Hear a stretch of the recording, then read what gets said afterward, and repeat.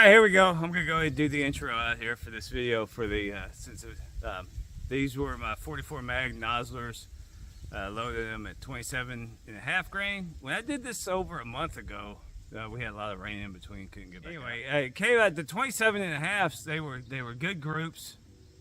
Then it had a good group on it, so I went ahead and did a run on them, about 30-40 rounds, and come back out there again today, and they're like 6-inch groups all over the place. I'm like, what the hell's going on here?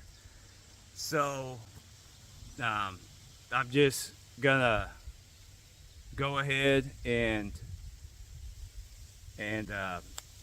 try going up a grain to the max, the 28.5. I believe that's the max in the book. If it's 28, I'm going to do the max, and then I'm going to go either a grain or a half a grain low again, and do a run of 5 on each one and see what happens with those, and try it again. And if that don't work, then I'll be trying a different powder. This is H110, H110. So it's either, if that works, good. If not, we'll try a different powder, I guess. I don't know. But anyway, so now that y'all know that the video is a failure, y'all are probably going to click off. But here's the shooting of the group.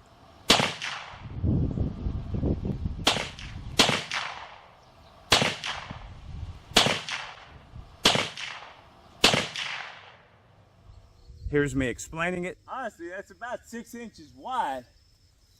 These were grouping a lot better the other day when I fired them off.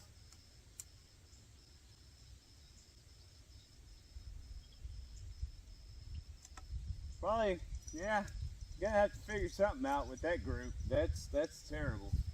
Now, here's the shooting of the water jug. Ah, damn. Definitely got some punch. Hopefully, if we can find the bullet in that tall grass. Here's me explaining it. For today, with the Nozzler 44 mag, has been a total